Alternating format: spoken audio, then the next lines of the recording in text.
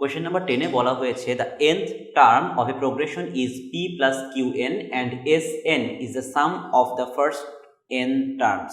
এখান থেকে 1 নম্বর কোশ্চেন জানতে যাচ্ছে sn কত। 2 নম্বর কোশ্চেন বলেছে যে s4 যদি 40 হয় এবং s6 যদি 72 হয় সেখান থেকে তোমাকে p এবং q এর ভ্যালু বের করতে হবে। ফার্স্ট অফ অল আমরা 1 নম্বর কোশ্চেনটা অ্যাটেম্প্ট করি। অঙ্কটা শুরু করার সময় ফার্স্টে যেটা চিন্তায় আনতে হবে সেটা হলো যে আমরা এরিথমেটিক সিকোয়েন্সে কোন দুইটা ফর্মুলা একেবারে শুরু থেকেই জানি। একটা হচ্ছে tn equal to a plus n minus 1 into D এবং sn equal to n/2 into 2a plus n minus 1 into D. এই দুইটা ফর্মুলা আমরা জানি। তো nth টার্মের ভ্যালুটা এখানে দিয়ে দিয়েছে কত, p plus q n equal to a plus nd minus d. পরের লাইনটা লিখতে পারি p plus qn equal to a minus d plus n into d. আমি যদি উভয় দিক থেকে কোএফিসিয়েন্টগুলোকে ইকুয়েট করি তাহলে কি পাই? এখানে n এর কোএফিসিয়েন্ট কত?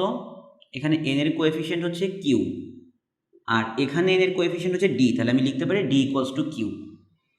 আবার এখানে কনস্ট্যান্ট টার্ম কত p আর এখানে কনস্ট্যান্ট টার্ম কত a মাইনাস ডি। তাহলে পরের লাইন লিখতে পারি p equal to a minus q, তার মানে p plus q equal to a।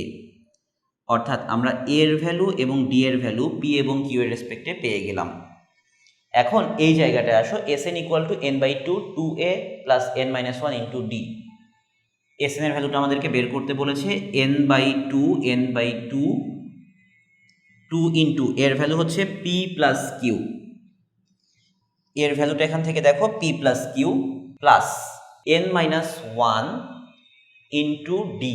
D এর ভ্যালুটা কত? ডি এর ভ্যালুটা হলো কিউ। অর্থাৎ পরের লাইনটা লিখতে পারি n/2 2p plus 2q plus nq minus q. পরের লাইনটা লিখতে পারি n/2 2p 2q থেকে কিউ গেলে plus q plus n q. এটাই হলো আমাদের sn এর ভ্যালু।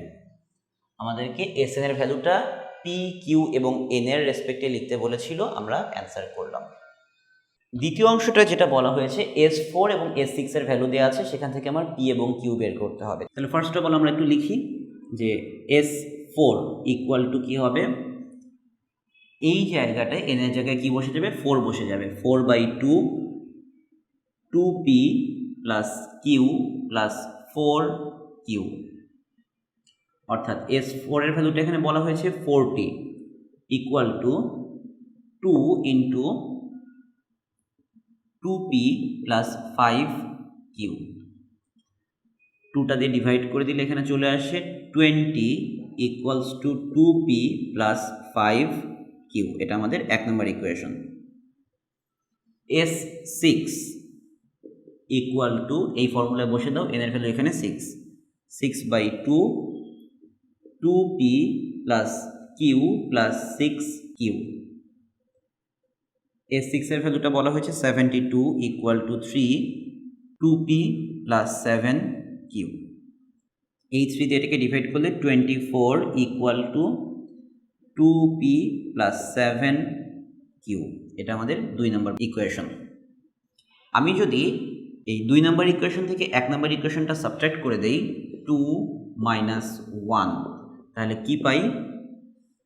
24 থেকে 20 গেলে থাকে 4 ইকুয়াল টু 2p কাটা চলে যায়, 7q থেকে 5q গেলে 2q।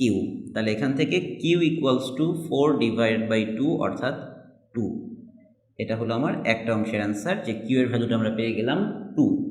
এখন p এর ভ্যালুটা আমরা কোথায় থেকে পাবো? যে কোনো একটা ইকুয়েশন, এই ইকুয়েশন বাই ইকুয়েশনে ভ্যালুটা পুট করে দেই। আমি যদি 1 নম্বর ইকুয়েশনের ভ্যালুটা পুট করে দেই, কত পাচ্ছি? 20 equals to 2p plus 5q। 5 into q এর ভ্যালুটা আমরা কত পেয়েছি? 2।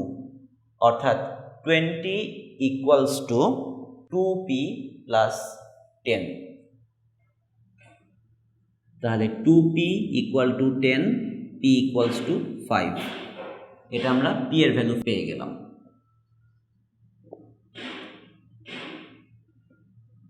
তাহলে আমার এই ইনফো থেকে পি এর ভ্যালু পাওয়া গেল 5 আর কিউ এর ভ্যালু পাওয়া গেল 2, এই দুটাই আমাদের অ্যান্সার।